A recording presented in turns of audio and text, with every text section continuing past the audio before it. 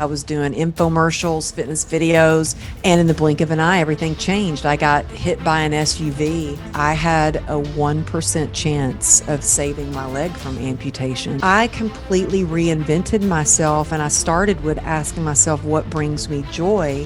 One thing leads to another, and if you just start and take action, even if it's messy action, even if it's imperfect and you don't know what you're doing, if a girl like me with no college education that didn't even own a computer can build my social media organically, can can be on your podcast, holy moly, then anything's possible. Hey guys, welcome to the Dr. Rewire podcast. Thanks for joining me today. Today's my guest is someone that is super special. She's a dear friend, a colleague, someone who's changing the world, and she's an amazing human being. And you guys are going to love this interview. So make sure you turn the volume up, get your pen and paper ready, take lots of notes because you're going to want to hear what she's going to say. I want to give it to my friend, Amberly Lago. Amberly, thanks for being here. Oh my goodness. Thank you. It's so awesome to get to be here and get to share with your audience. But I always love when I get to talk with you. We get to talking and we just get on a roll and we're like, oh yeah, we got to record. It's true. We forgot to press record a little while ago. So it's great, right? She's the author of a book, Grit and Grace, and her story is absolutely unbelievable. And I don't want to do it any disjustice and kind of start with your story. How did this all begin? I saw, when you're 38, you get into this car accident, your life changes, goes upside down. You were an athlete to an alcoholic and you bring yourself back and and now you're inspiring the world. Can you tell us kind of where did this journey begin for you? Oh my goodness. Yeah. 12 years ago, I was living the California dream. I had this fitness business. I was doing infomercials, fitness videos. If you walked into any CVS or Walgreens, you would see me on the label of a lot of vitamin bottles, and in the blink of an eye, everything changed. I got hit by an SUV. I was on my motorcycle coming home from work and thrown 30 feet, Wow. sliding across the asphalt. And I could only think in that moment, please don't let another car hit me. And when I came to a stop, I looked down at my leg and it was just broken into pieces.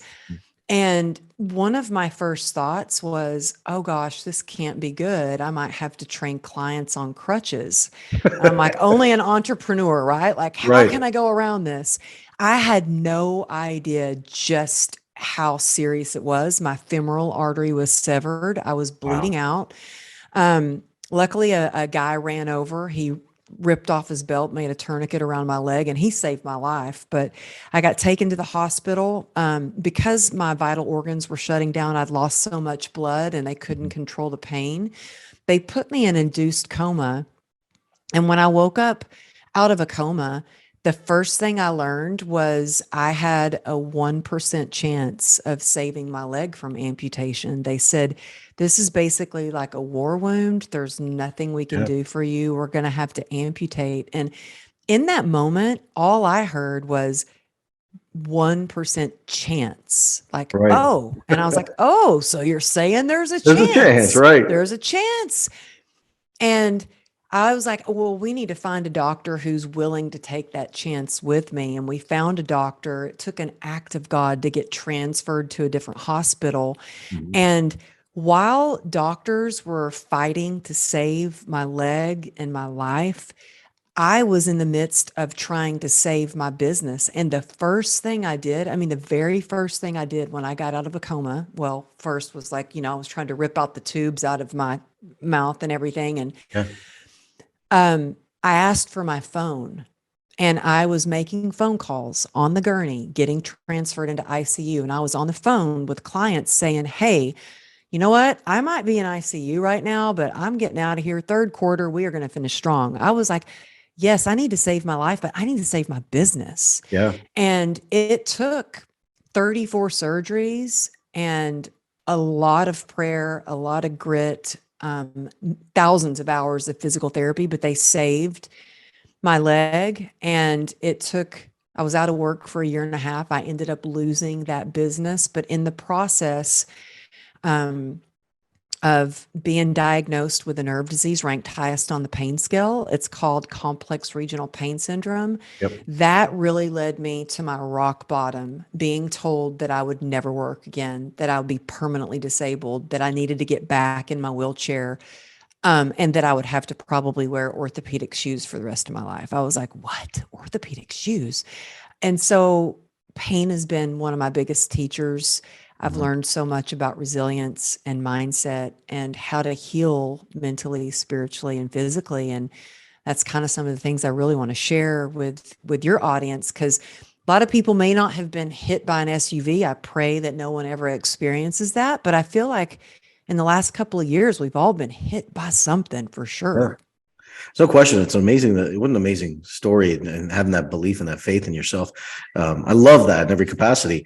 Let me ask you this. So your business is, you're sitting there. What's the thought process to you? Hey, look, my business is going down, because what I heard was something very different. And I think it's very important for entrepreneurs to hear this is we put on this mask that we've got to be there for our clients and our customers, because if Mm-hmm. not, we're so addicted to the business that we don't take Mm-hmm. care of ourselves in the process, right? When you're in that, you're like, oh, I'm going to the ICU, but I'm texting my clients. Like, what were the messages from your husband, the doctors, everyone going on around at that point in time? What were they telling you about your psychology at that space?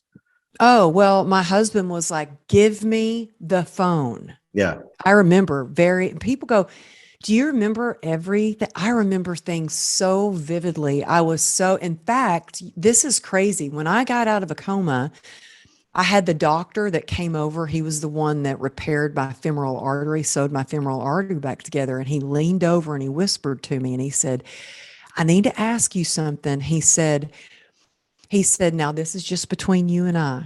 He goes, but are you addicted to narcotics or any kind of medication? And I said, no, sir. I said, I never even taken aspirin. Mhm. And he goes, well, are you an athlete? And I was kind of like, well, can't you tell I'm an athlete? Right. He goes, we could not, we had a real hard time knocking you out. We had a hard time keeping you under. You must have so many endorphins Mhm. going on. We had a real hard time knocking you out, basically. And so, yes, I had a lot of endorphins. I had a lot of drive, a lot of grit, and my business was my identity. Yeah. And I thought, I can't lose this because that's all I know. This That's is right how, there. It's so, like, who are we without our business? oh, yeah. And Right. I was the main breadwinner of the family. How was I going to keep paying the bills if I couldn't work? Right. And so, and also fitness was my drug of choice. Mhm. Running was my drug of choice. It's what I did when I was anxious, when I was fearful, when I was happy, when, scared. Yeah. I would run. And I thought that can't be taken away from me. I've got to fight to keep this. And so as you're going through it, we all do this. We get addicted to our business. We get addicted to that psychology of it, and it makes complete sense, right? Like, I mean, this is entrepreneurial health. That's dopamine. That's dopamine that's driving us, because we're so addicted to that cause. So you lose the business, and then you kind of fall into this depression inside Hmm. that. Was the depression because you couldn't work anymore? Do you think the depression was because you lost the business, or was it the fact that you didn't see, they were telling you couldn't have this future? What do you think caused it, or was it a combination of all of it? Well, in the hospital, I had every doctor, and I'm talking about every single doctor, from the orthopedics to the pulmonary doctor to my gynecologist, that was saying, you are going to need to be on antidepressants, because looked at me. I looked like I through a war. Yeah, And most people would have understood if I just gave up. sure. And what was my driving force was my faith in the hospital. And I was still calling clients from my hospital bed, even when I got home, to set up workout routines, nutritional plans, giving them guidance, setting up the trainers who worked with me with other clients. And so I felt like I had a purpose. But when I did try to go back, and I was literally killing myself, I mean, I was on the gym floor and I had some stitches that busted open and I was bleeding across the gym floor. And my husband happened to be at the gym that day and he's like, what are you doing? You're crazy. You are bleeding out. You need to get off of your leg. Yeah. And it was at that moment it clicked, like, I'm not serving myself. This is not good for me. It's not good example for my clients. And when I get home, I'm in so much pain. I'm not a great mom or wife to my Right. family. Something's got to change. And so it was one of the hardest moments ever when I had to go to my clients and say, I'm sorry, I'm not going to be able to train you anymore. It was so emotional. And I think that I got depressed because number one, I was in severe pain Mm. every single day. They tried to give me antidepressants. They made me sick. They didn't agree with me. So I couldn't take those. I couldn't exercise the way that I used to. So I Sure. wasn't getting the endorphins. I wasn't getting the dopamine. I wasn't. And then when you took a career and I felt like I had no purpose, I was sucking it up and stuffing it down. I always kid around about, oh, I've got a PhD and suck it up. Well, Yeah. suck it up only gets you so far. And Yeah. I realized I was trying to stuff these feelings down. And I was on 73 homeopathic pills and 11 different prescriptions a day. Jeez. And I was like, none of it's working for the pain. And that's when I discovered having a glass of wine helped me numb out the pain Yep. and kind of stuff down the shame and the anger and the hate that I had for myself. And that worked until it didn't. And that physical pain led to the emotional pain, which led to addiction, which I'm thankful for now because I hit a bottom to where I didn't even want to live anymore. Yeah. And it really took me a moment of thinking about my daughters. And I was asking the wrong questions. I was asking, what am I going to do? And how am I going to get through this? And then I heard my daughter's voice. I was in my hospital bed and I heard her voice. She was 2 years old. And all she said was, Mama. And at that moment, I thought, gosh, I'm asking myself the wrong questions. Like, when you ask yourself why, it activates your heart and your human spirit.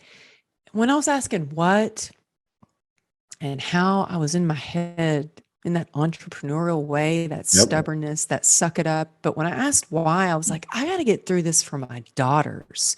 Yeah. And whatever it takes to get through that, I'm going to be an example of resilience for them. And so anybody who's struggling out there right now, I get it. It's so hard. It took every bit of courage for me to ask for help. But I had to get in complete acceptance and awareness that I needed help and I could not go on doing it by myself. And the first step was like being in radical acceptance, which was so hard for me. I didn't want to Sure. accept that I had a problem, that I went from being this healthy, vibrant person with a big life and a lot of friends to my world got smaller and smaller and smaller. I mean, I literally built a wall up around myself to hide my shame and the pain. It Sure. was like I was living a double life. And it was when I got into an acceptance that I could take a good hard look at my life. So being able to do that, like really getting honest with yourself.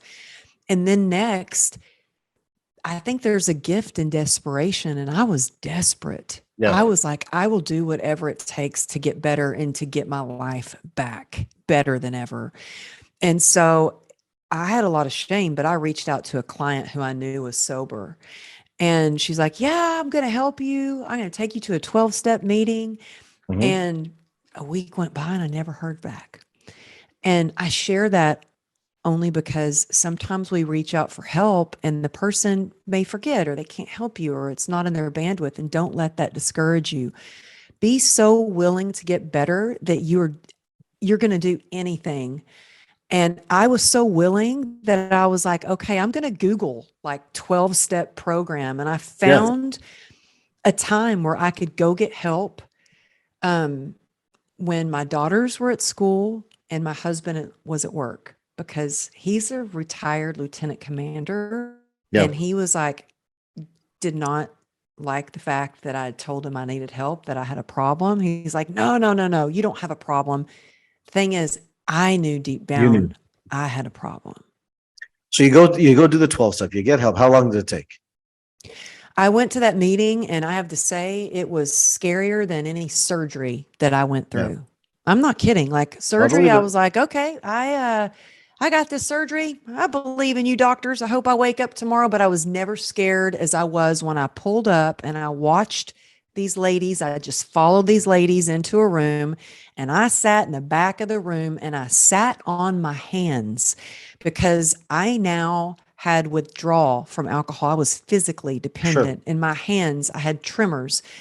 So I sat on my hands to hide the fact that I had tremors, and I sat in between a nun and a cowgirl. And I thought, well, if a nun can be an alcoholic, then maybe I can be too. Sure. And then in that room, I started to hear these shares and I heard hope and I heard women sharing things similar to me and I heard laughter and recovery. And I went back and I went back and that was 2016 and I've been sober ever since. Good for you. And so it took a while for me to start to regain my self-belief and my confidence and to even talk about sobriety. Yeah. Um, So it that let took me a ask you. while. So what is grit and grace? So what is that? You said there's a new definition of grit that you have. What is that? Well, okay, grit, yes, as an entrepreneur, it does take grit. I mean, it does Mhm. take, and Angela Duckworth says that it is the key predictor of success is grit. It's not Sure. talent, it's not, money, it's your ability to work hard for a long time. And I've never been the most talented, the best looking, never had the most money or connections or any of that, but I am a hard worker and I am a little bit too good at grit, I would say, because Yeah. I have let that drive me into the ground several times. But what I have learned is grit alone can drive you into a wall, can drive you into burnout because you're just Sure. working. Absolutely. What I have learned is grit without connection is resistance. It starts to feel Ooh. hard. It starts to feel like you're moving through quicksand. It feels weighted down. You feel alone. For Mhm. me, grit without connection, I had this suck it up mentality, which meant that I solely had exhausted every other avenue. And I felt like I could only rely on me. And Yep. I learned the hard way, especially as entrepreneurs. Number one, it's not fun doing it by yourself. It's better when you can connect with other people and brainstorm and share resources. But grit without connection is resistance. Grit with connection is resilience.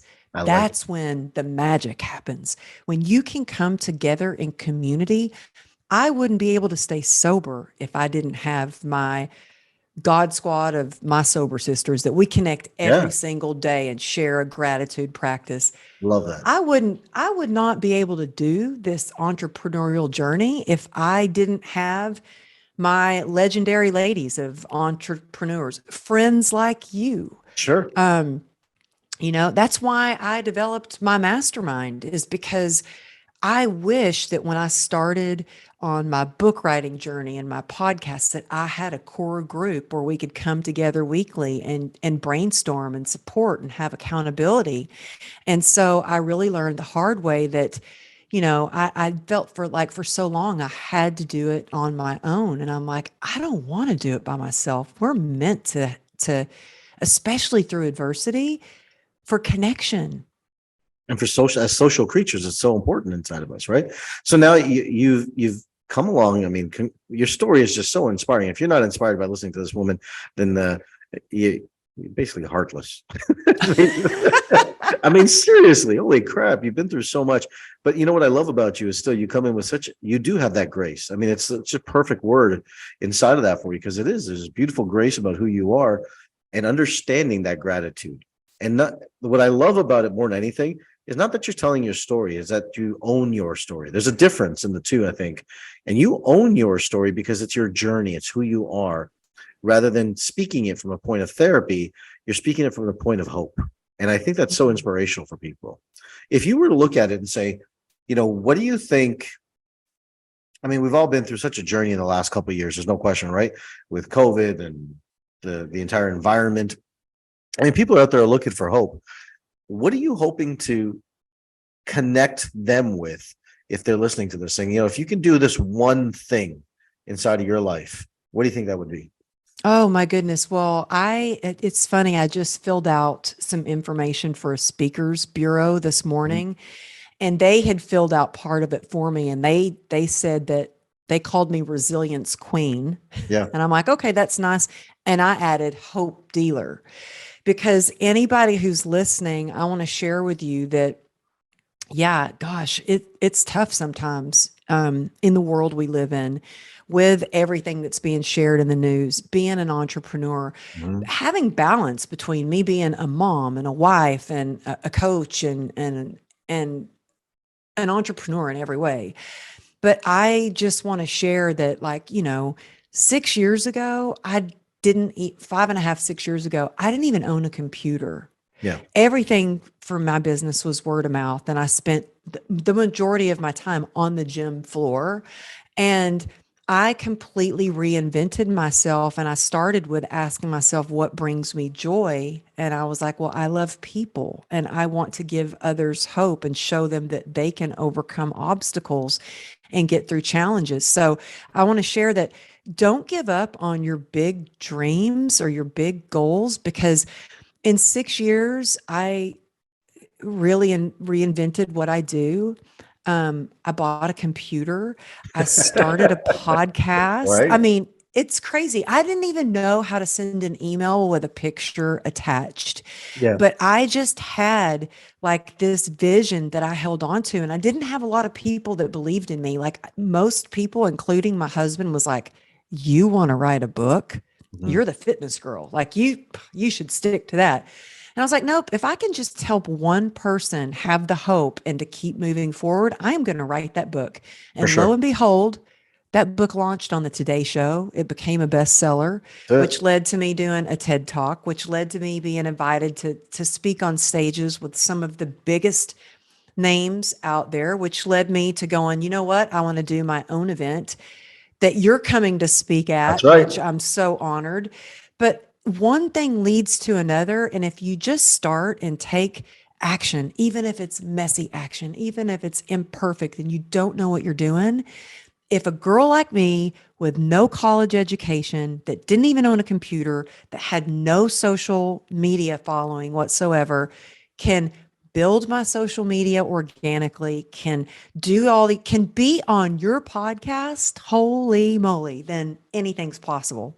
Well, Dr. Rewire Today's Show, it's the same level, the same thing. Well, I kind of thought that your show might be a little bit It bigger. could have been. It could have been. Yeah. It could have been. So it's such an inspiration to be around someone like that. And there's so many tools. Like there was a story, but there were so many lessons in that story. And I'm going to share some of my lessons or what my takeaways are. Right. And my takeaway is this: is that if you're addicted to the business, you won't know who you are.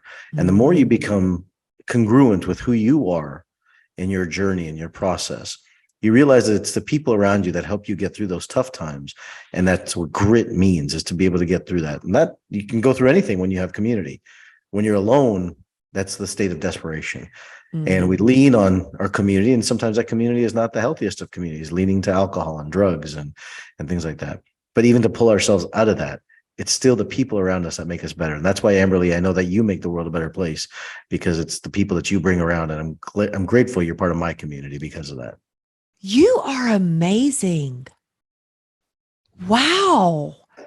I just love how you summed that up. No wonder you're everybody loves your show so much. I mean, I love it, but you're amazing. I am so grateful that we got introduced and so Absolutely. grateful that you are a part of my community.